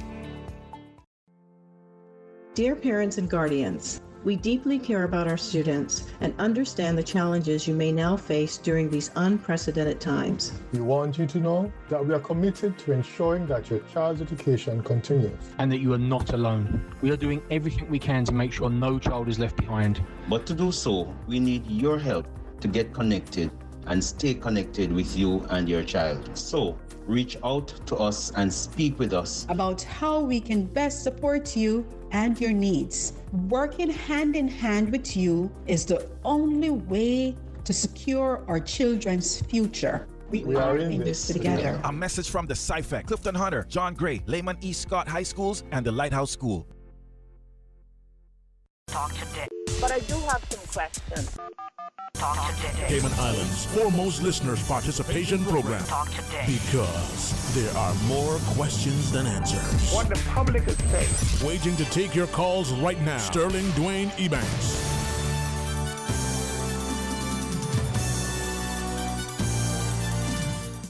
Good afternoon and welcome back. Thank you so much for joining us. And thanks again to the last caller. Very recognizable, familiar voice. True ambassador in his own right in the hospitality sector. And maybe back in the early 90s, he might have been privy to be part of an awards presentation where he was presented with a well-earned, accolade for his service. But his advice is very, very, timely and important. If you're in a position where you're working for yourself, irrespective of what you're doing, if you're running the business, whether you have other employees or whether you're just one single individual, keep your accounts. You get the proper set of accounts. So I appreciate what you were sharing, man, and thank you for letting us take a break. As you were. Yes. Thanks. Yes, Sterling. As you were saying lastly, and I want to be mindful and respectful of the other caller you might have on the line, but when you were mentioning about the deposits with cash going to the bank, now we have changed the landscape of doing business within the Cayman Islands, and I think what persons should do now, you always have to, you're going to have challenges, but it's how you face those challenges each and every day. And what my advice would be, if you find those challenges and you know that you're getting cash on a regular basis, get a mobile terminal where you can actually process credit cards, and that would be a way for you to eliminate some of those challenges in that respect. So that would be my advice to those persons who are receiving cash. But whenever they find themselves in a situation where the banks are giving them some sort of issue, then they just have to be ahead of the game and just find another way of solving that issue. Right. Good advice again. Obviously, the flip side is those things cost, and then with the service fees, you may end up paying more than what you're making. I want to give one example because I shared that with a fellow as well. He said he runs a taxi, picks up people. Sometimes most of the cruise ship, they come off with a limited amount of cash in their pockets, and they would prefer, for the fare, $10, $15, whatever it is, to pay with cash using the debit card, the credit card, whatever. Sometimes they have challenges in other destinations, so they don't know how to take the chance here. Others just come with a card and no cash.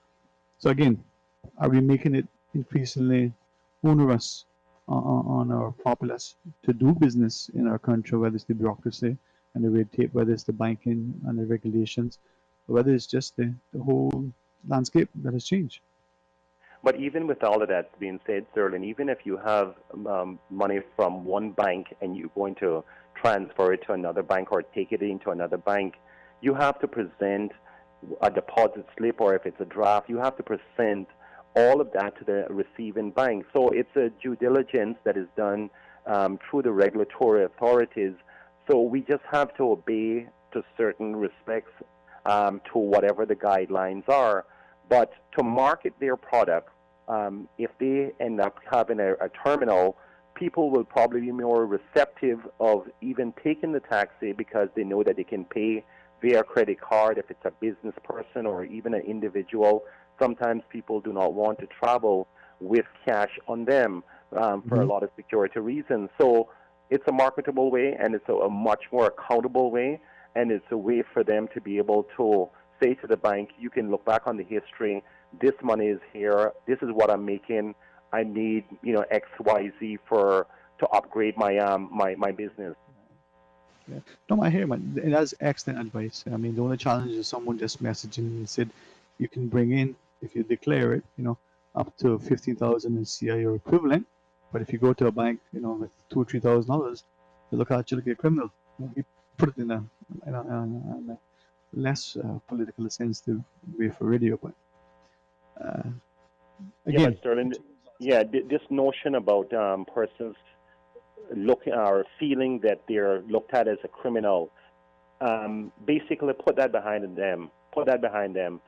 Know that within themselves they have received those funds in a honest way, and it's now for them to demonstrate to those authorities in whatever way that they have to. If they find that's been one particular area, there might be other areas where, for example, it might be a customer who's paying them by cash. You can say, okay, well, instead of paying me by cash, can you wire transfer that or send that money into my account? And that would be another way of doing it, because many times there's persons who you do work for, whether or not it's someone who's doing, could be landscaping or whatever, they decide, well, you know what, I want to be paid by cash on a regular basis for many reasons. So because they might accumulate so many customers that they amount to maybe $1,000 or $1,500 over a period of a week because of the amount of business they're doing, then the banks look on that from a different perspective.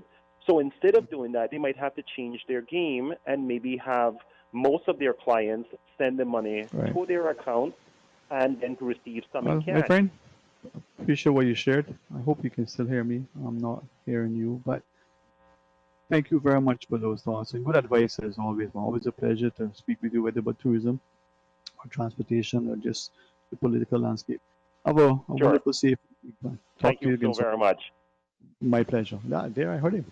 All right, we're going to pause and take a break. When we come back, we'll open line here and talk today. Your 2 p.m. headlines brought to you by greenturtle.ky. Take a ride on the Green Turtle Express today. Download the Green Turtle app, the future of mobile, saving lives today.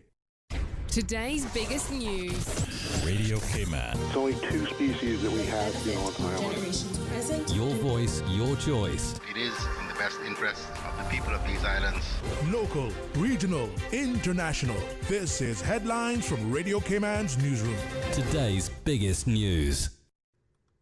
With your latest headlines, I'm Felicia Rankin-Solins. The Department of Vehicle and Driver's Licensing advises the public that all its office locations will reopen with normal hours of operation starting on Monday, July 13th. The opening hours for the Crew Road location is Monday to Friday, 8:30 a.m. to 4 p.m., while Breakers and West Bay locations is Tuesday to Friday, 10 a.m. to 6 p.m. In international news, Spain's autonomous region of Catalonia has made face masks mandatory in public for all those aged over 5 after a surge in new cases of coronavirus. Anyone caught without a mask, even when social distancing can be observed, faces a $113 fine. Photos have been released for the first time in years showing a group of rare gorillas in the mountains of southern Nigeria, conservationists say. Only 300 Cross River gorillas are known to live in the wild, making them the most endangered subspecies. But the Wildlife Conservation Society says this sighting raises hopes that the animals at risk of extinction are actually reproducing. Some of the dirty air associated with vehicles seems to be creeping up again as the UK eases itself out of lockdown. The latest data acquired by the EU's Sentinel-5 spacecraft suggests levels of nitrogen dioxide are rising in the big cities. NO2 is a byproduct from the burning of fuels such as petrol and diesel and is a respiratory irritant. Those are your headlines. I'm Felicia Rankin-Solins. Your 2 p.m. headlines brought to you by greenturtle.ky. Take a ride on the Green Turtle Express today. Download the Green Turtle app, the future of mobile, saving lives today. Green Turtle, Modern solutions to get you through the new normal. Download the Green Turtle app now and top up yours or a loved one's phone with any mobile carrier in any destination. Home delivery of laptops, tablets, phones, accessories, and iTunes and major online retailer gift cards. And now, home deliveries of groceries and courier service. Guaranteed delivery within 2 hours from 9 a.m. to 3 p.m. Visit their list of products at greenturtle.ky or download the Green Turtle app today. Green Turtle is not only the future of mobile, but today it can help save a life. Take a ride on the Green Turtle Express today. Download the Green Turtle app, the future of mobile, saving lives today. For the latest in news and information, Follow Radio Cayman on social media, Facebook, Instagram, Twitter. Download the Radio Cayman app or log on to our website, radiocayman.gov.ky. your voice, your choice, your radio. Talk today. But I do have some questions. Talk today. Cayman Islands' foremost listeners' participation program. Talk today. Because there are more questions than answers. What the public is saying. Waiting to take your calls right now. Sterling Dwayne Ebanks.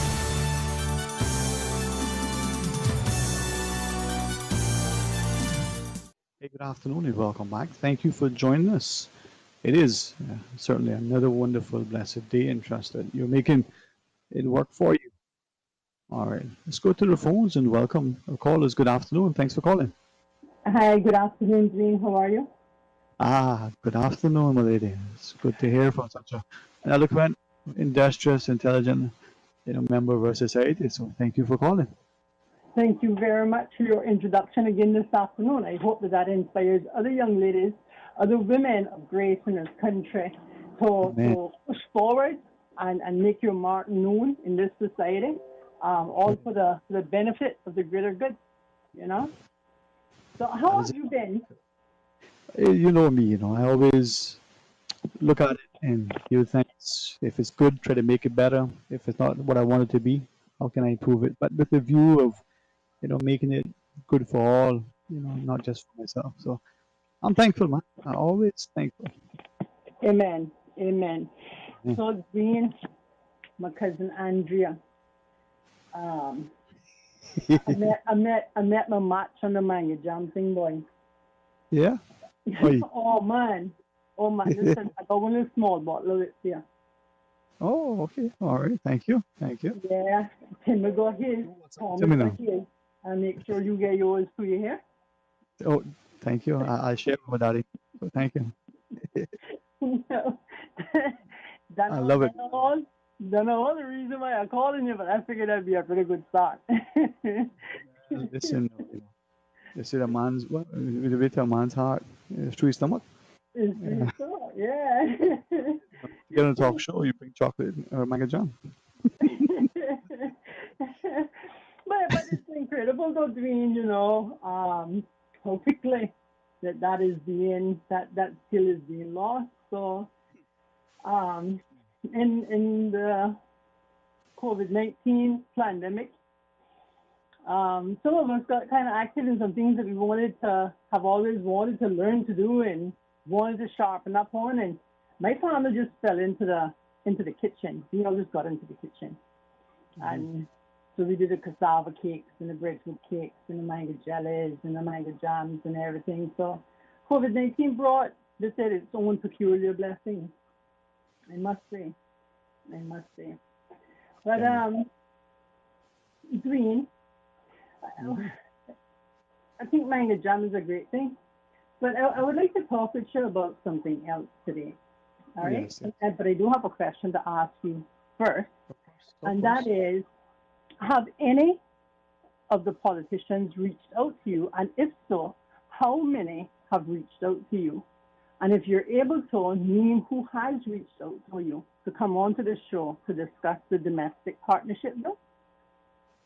As of your question, no one has yet reached out.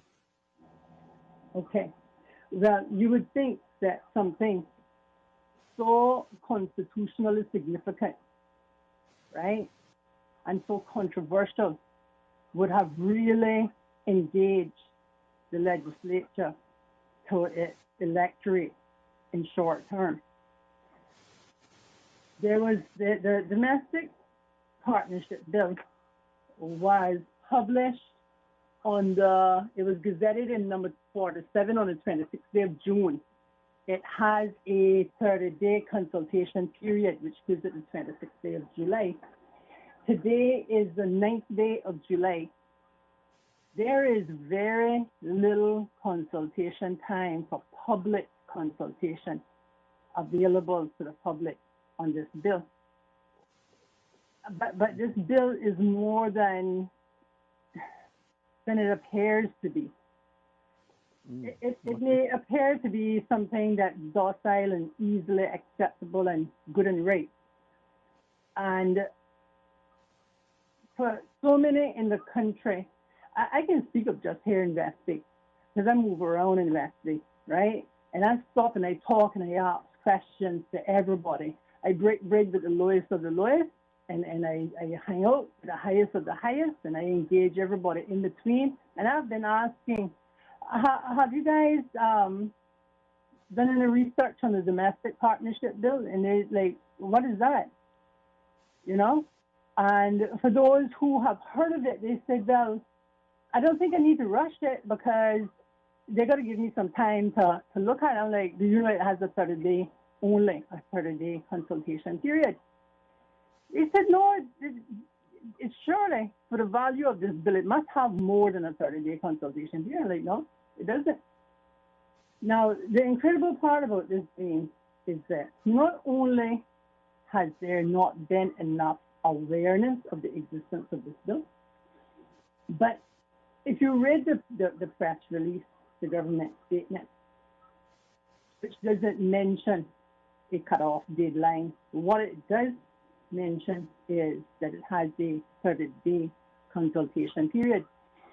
So if you got that statement today and you didn't know to look for the date, the publication date of the 26th of June, you would think that, well, I must have 30 days from today.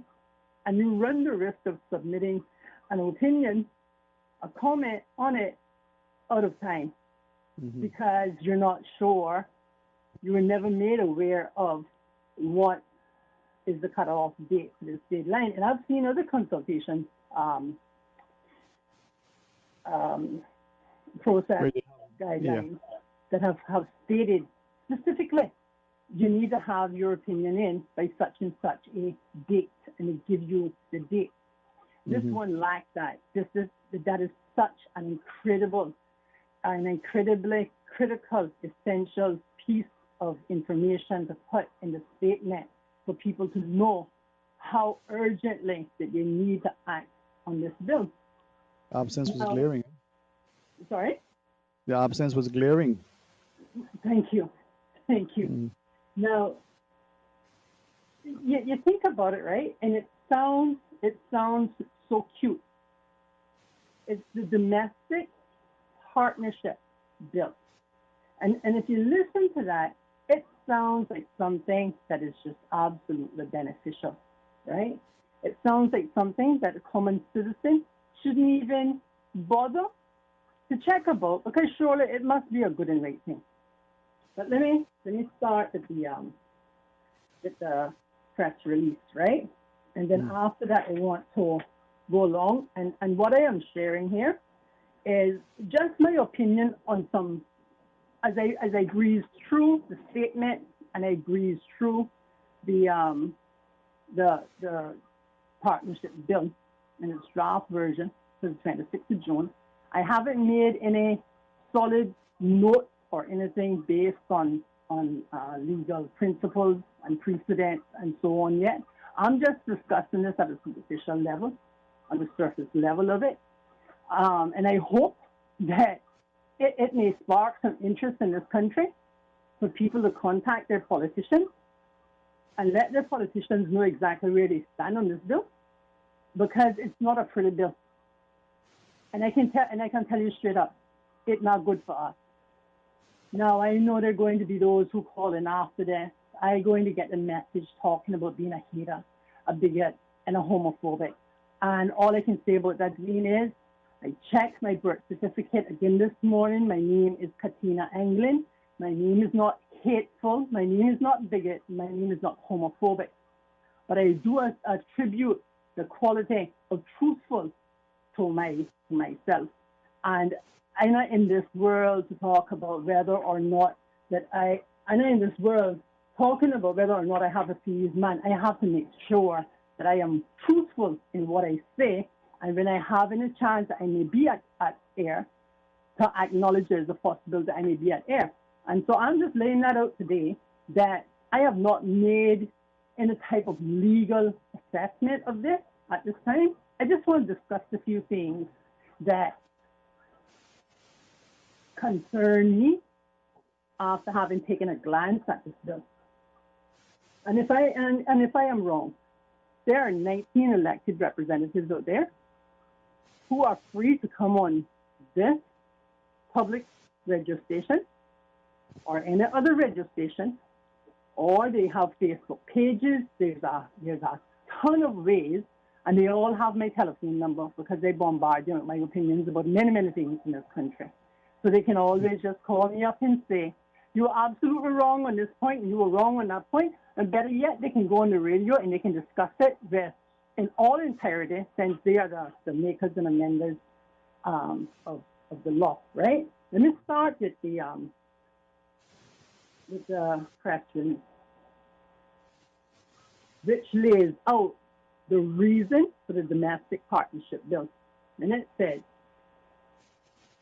following the constitutional challenge by Ms. Chantal Day and Ms. Vicky Borden Bush, seeking the right to enter into same-sex marriage, or at the minimum a declaration that provision should be made for them to enter into a civil partnership, and following an initial ruling from the Grand Court to the effect that the Bill of Rights gave them the right to marry, the matter was appealed by the government to the Court of Appeal.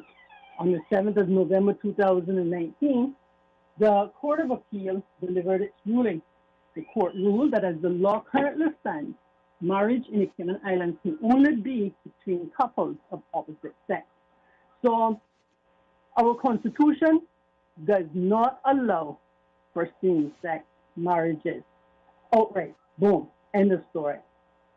However, although the Court of Appeal found against Chantal Day and Vicky Borden Bush, the court went on to make a very unequivocal and strongly worded declaration to the effect that they and Borden are entitled expeditiously to legal protection in the Cayman Islands, which is functionally equivalent to marriage. That was a declaration of the court. A declaration of the court does not bind the legislature. The legislature stands in its own supremacist, sovereignty, and own authority.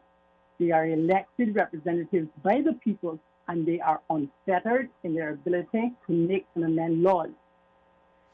I shared a comment on Cayman Compass where Lady Hale in the Nicholson and Lamb case of 2013, I think it was, at paragraph 300, made it clear that Parliament can choose not to,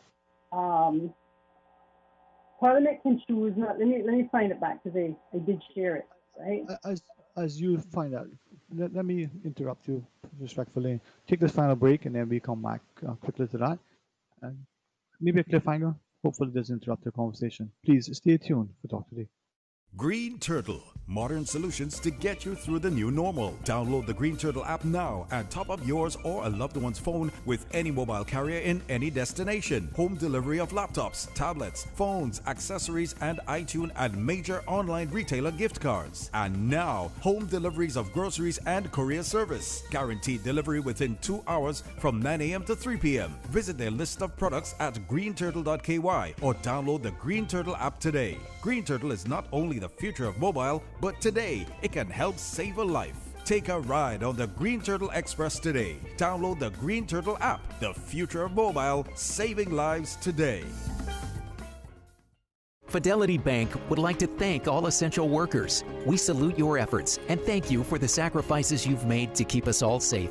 During these challenging times we're facing, our top priority is the health and safety of the communities we serve. And while it's true that things are changing rapidly every day, one thing that will never change is our commitment to giving you the best and sound financial solutions to help you during and after the coronavirus pandemic. At Fidelity Bank, our focus will always be you. Fidelity, we're good for you. Have you heard the news? Get excited! King Sports Center is reopening on Saturday, July 4th for bowling and skating, Monday, July 6th for the Powerhouse Gym, and July 19th for sports programs. King Sports Center offers a complete health and recreational environment for the only sports and recreational facility of its kind in the Cayman Islands. A full list of all safety precautions is listed at www.kingsportscenter.com. For more information, call 946-5464. Email kings@candw.ky. King Sports Center, providing you with all your fitness, recreation, and relaxation needs. Stop the spread of coronavirus by washing your hands with soap frequently. If none is available, use an alcohol-based hand sanitizer. Stay at home whenever you can. Avoid close contact with people outside your household by staying a minimum of 6 feet apart and wear a mask while in public. For more information, go to www.gov.ky/coronavirus. Talk today. But I do have some questions. Talk today. Cayman Islands' foremost listeners' participation program. Talk today. Because there are more questions than answers. What the public is saying. Waiting to take your calls right now. Sterling Dwayne Ebanks.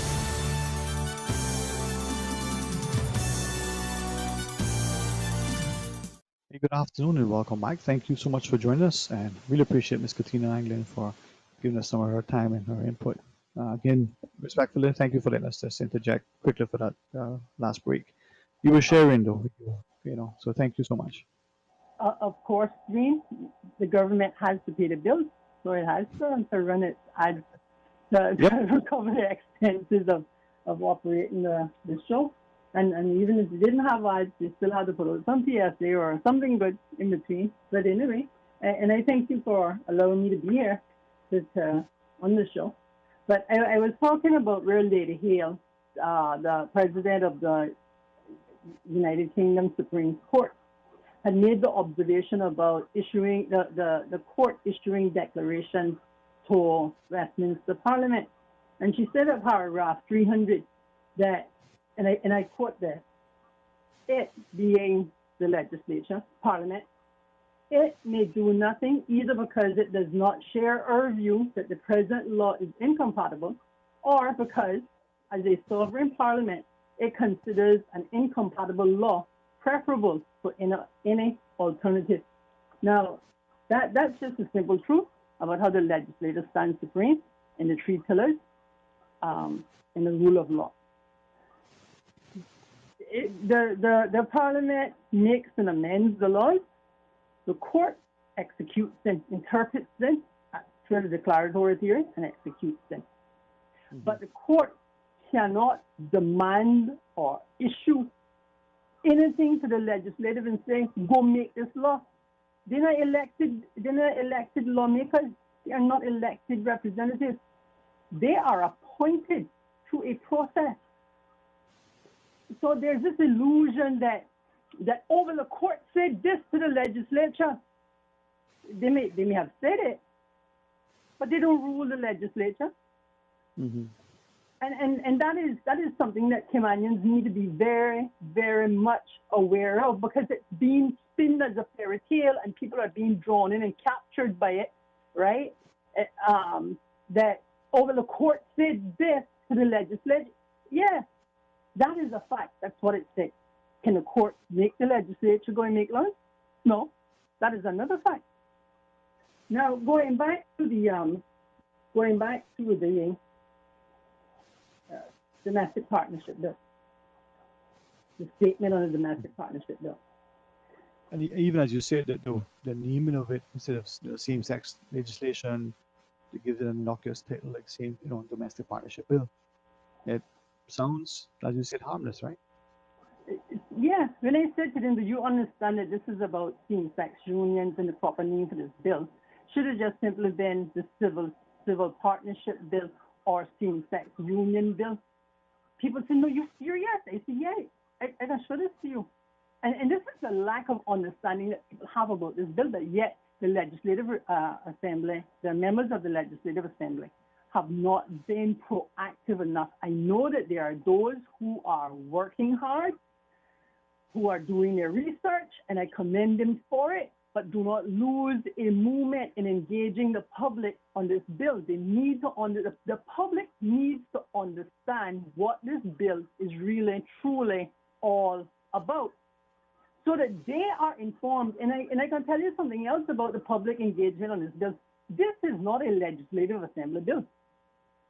This is something that needs to be carried to the polling booth and let the constituents of this country vote on this law, because it is a constitutionally significant point that is being made, because it has the ability to change the very definition of marriage as it exists in our Constitution. And I can show you that in just a little bit, okay? Just bear with me for a moment. Now,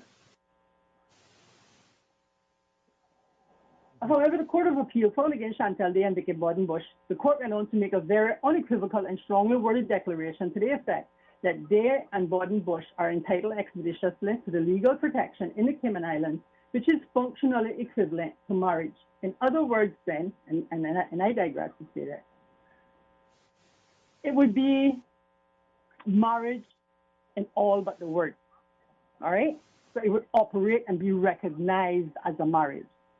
So what we need to understand is this: if it walks like a duck and it quacks like a duck, it is a duck. The court observed, among other things, that it was apparent for several years that it was an obligation to provide such a framework and that the failure to do so was woeful. The court observed that this failure of the Legislative Assembly is a continuing violation of Article 8 of the European Convention on Human Rights. Now, the European Convention on Human Rights made a declaration in 2016 and said that same-sex marriage partnerships were determined by the constitution of each nation.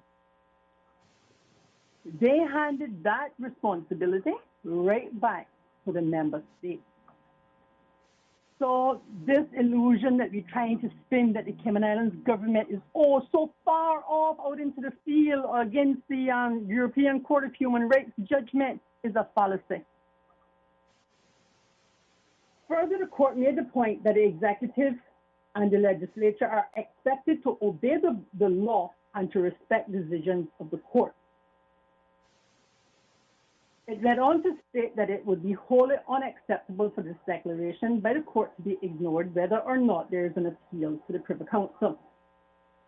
Well, the legislature is the maker and amender of the law, and every member of the legislature is accountable to the law because nobody is above the law.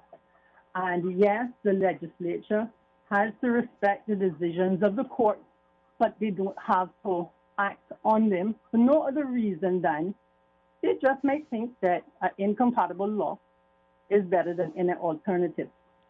That is my interjection into that. That is not a quote found in the statement. I am just interjecting the truth that was spoken by Lady Hale in her Nicholson and Lamb judgment in 2013. That it would be wholly unacceptable and illegal are two completely different things. It may be unacceptable to me, it may be unacceptable to you, it may be unacceptable to the court, but it is not illegal. And to quote it in the same paragraph talking about the legislators supposed to obey the law and being wholly acceptable for the declaration by the court, I have never seen such a beautiful manipulation of language as this one single paragraph. And if there's an appeal going to the Privy Council, who may just give them their right, we don't know. You have to wait for it to get the Privy Council. Then we'll be rushing ahead to change our marriage laws, because that's actually what we headed to do. And I can show you in just a little bit. Bear with me, please. I know I'm getting ready to run out of time. I got to speed this thing up. I can have to call back in on another day again. Of course. Yeah. Listen, I believe that everybody should take advantage of every right that is extended and applicable to them.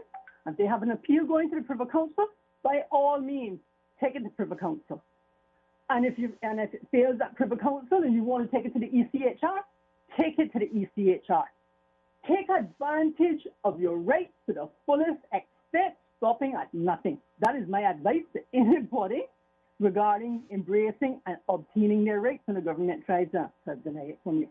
But if we have such a controversial judgment that is headed to Privy Council, and Westminster Parliament, Theresa May stood up and said, we're not going to get involved in same-sex marriage legislation in the overseas territories. We're going to leave it for the judiciary to sort it out.